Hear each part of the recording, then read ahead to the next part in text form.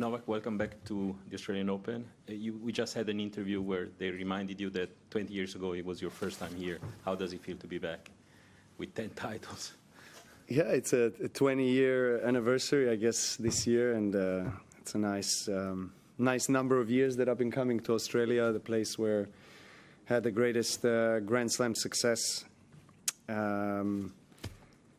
Back in 2005, it was the first time I qualified for any Grand Slam and played Margaret on the center court.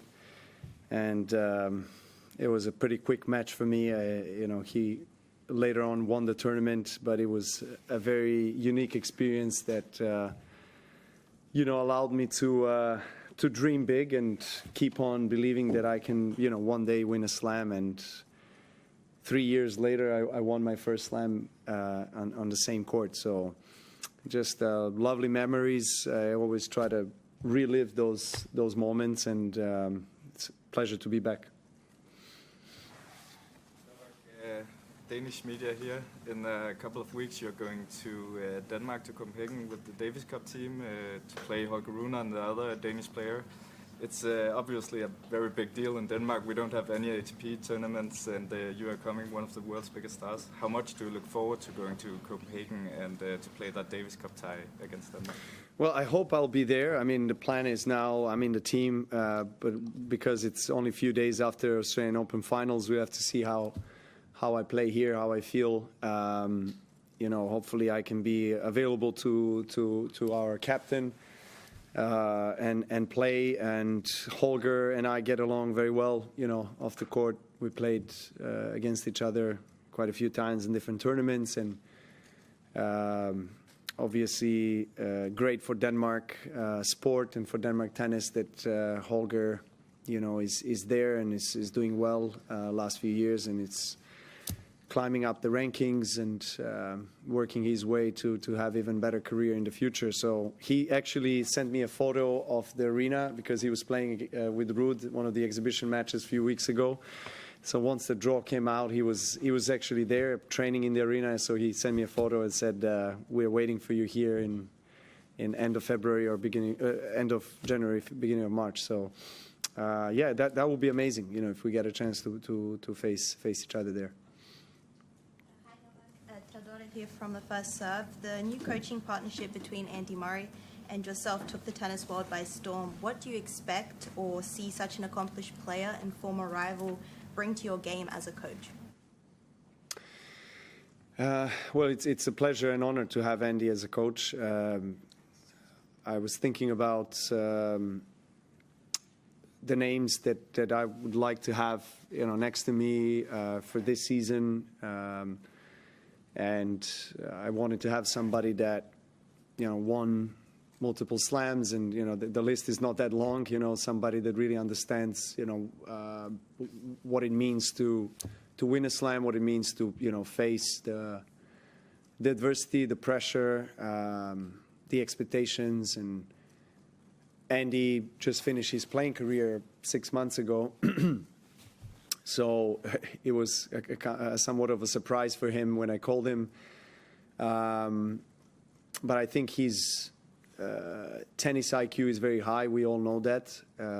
He has done an incredible job, particularly after he got the surgery and his artificial hip, and winning tournaments after that, playing on challenger level, someone that is a legend of the sport, and just showing everyone what it means to be a champion in a real sense of that word. So he's really has inspired myself and a lot of people around the world. And I think that his unique perspective on my game is the fact that he has played me for, 25 years. First time we faced each other was when we were 12 years old. So he knows the evolution of my game, I guess the weaknesses and strengths of my game. He also knows the game, the tennis game of the biggest players in the world right now, because he has just recently retired as a player. So he was practicing and also playing against all the best guys in the world up to recently. So he's I guess up to speed with what's happening on the tour. So, we're just still getting to know each other on the court. We spend 8 days in the preseason period, and now last 4 days here in Melbourne. And it gives me motivation, inspires me really to be spending time on the court, and we communicate a lot. We talk about a lot of different things. He's trying to understand me on different levels, speaking to other team members that know me better, and so he's very meticulous. He's very dedicated, professional. So so far I've been enjoying this collaboration. Yeah. Jackson from Tennis Australia. You've obviously had so much success here, goes without saying. I'm going to ask one of those cliche questions, but if you had to pick one moment over your 20-year time here, what would be your best memory or your favourite memory here at Melbourne Park? I guess the first time is always the most special one. So winning 2008. My first slam here, overall first slam in my career, and first slam here in Australia, and then probably the last slam I won here in 23. Each win is special and unique in its own way. So it's kind of hard for me to pick, but if I have to, it would be the first and the last one. From Channel 7. No, sorry. Yes. Ayush from Sportskeda India. So you had a teenager last year in the first round, Dino. He was a tough opponent. He gave you a tough challenge. You are up against another teenager this year, Nishesh. Any comments on how do you see him as an opponent? And Well, to be honest, I don't know much about him. I watched him play yesterday, actually, for the first time. I think he's playing semifinals of New Zealand tournament now. So, I saw that he's very quick. He's a very talented player. He's got great hands. He's very dynamic. He can, serve well his spots and just, very completed game overall. It's going to be his, I guess, first time in, main draw of the Grand Slam, wild card, playing on the center court. So, not much to lose. I'm sure that he is going to be really pumped to make a statement, and I have to obviously approach that match very seriously, like any other, and do my best to get a win, and also in the process enjoy the nice moment of sharing the court with him. Ellen. You talked about still kind of getting to know Andy now on a different level. I just wonder, is there anything in particular you've learned about him that's new, or anything that surprised you about Andy as a coach? Well, we still are at the very beginning of the partnership as a coach-player. So we've just spent 10, 12 days together, pre-season and here in Melbourne. We still haven't had any official match where he's coaching me, so that's going to be... last night when I played Sasha, it was interesting to see him in the coaching corner. Obviously, it was an exhibition, so not the same, but still there was that little bit of an introduction to that, to what's expecting us on Monday, to that feeling. So, and I actually, as a side note, I think it's great that Australian Open introduced the coaching box on the court, on the same level in the corner. I think it's great.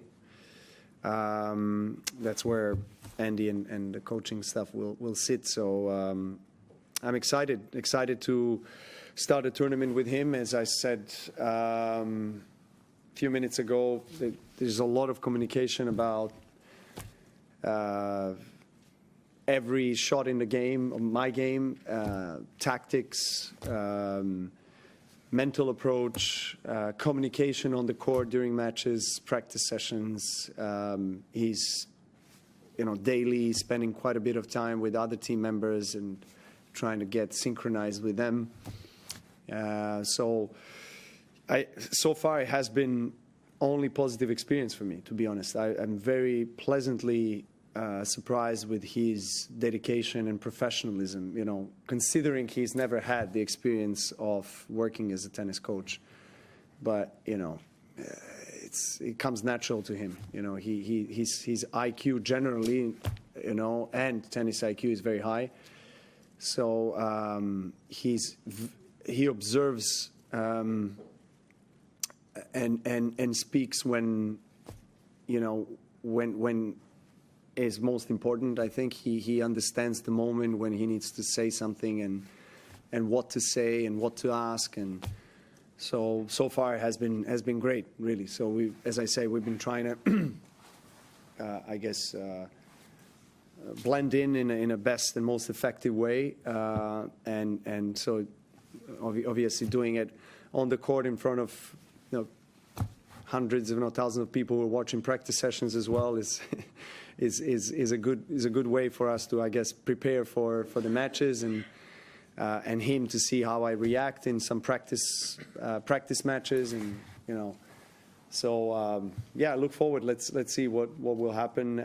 But you know, I must say that at the beginning it was a bit of a strange feeling to be able to share, you know, the insights with him, not just about the game, but about how I feel about life in general, not in a negative way, and just in a way that I have never done that with him, because he was always one of my greatest rivals.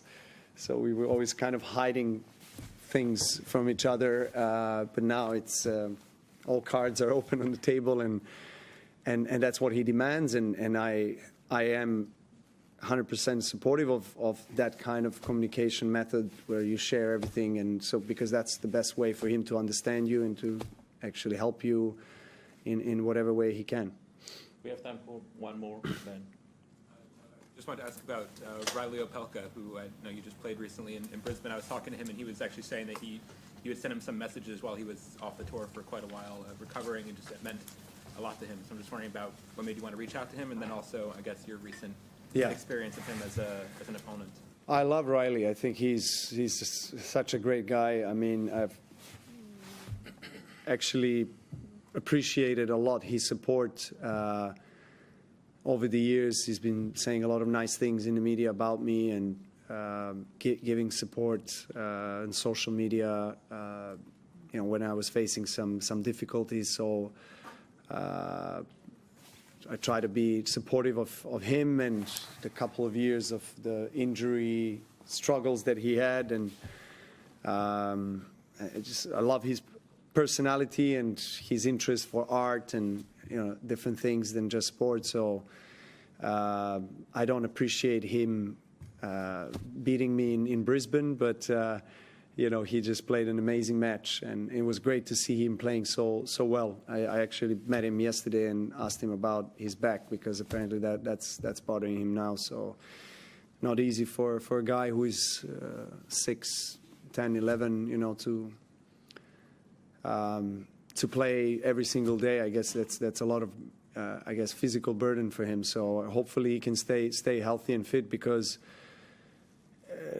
we all know that his serve is lethal, but I was very surprised with his movement and his game from back of the court. I think that's something that really surprised me and my team and everyone. It's just he was able to rally and play, you know, with a lot of depth and not making too many errors. So if he keeps going like that, he's super dangerous, like Isner was in his best days. You know, he can beat anybody on any surface. To be honest, you know, it's so much pressure to play somebody who has such a dominant serve. Thank you very much. Thank you. Just on the poisoning accusations. There's another person coming. Just on the poisoning accusations, is there anything? Problem. 1 second. Yeah. Yes. Do you have any evidence linking your high heavy metal blood levels to the food you were served in hotel detention 3 years ago? Look, the GQ article came out online yesterday, and I think it's a February issue, so it's coming out in print version. I've done that interview many months ago, so I would appreciate not talking more in detail about that, as I would like to focus on the tennis and why I'm here. If you want to see what I've said and get more info on that, you can always revert to the article. Thank you. Thank you.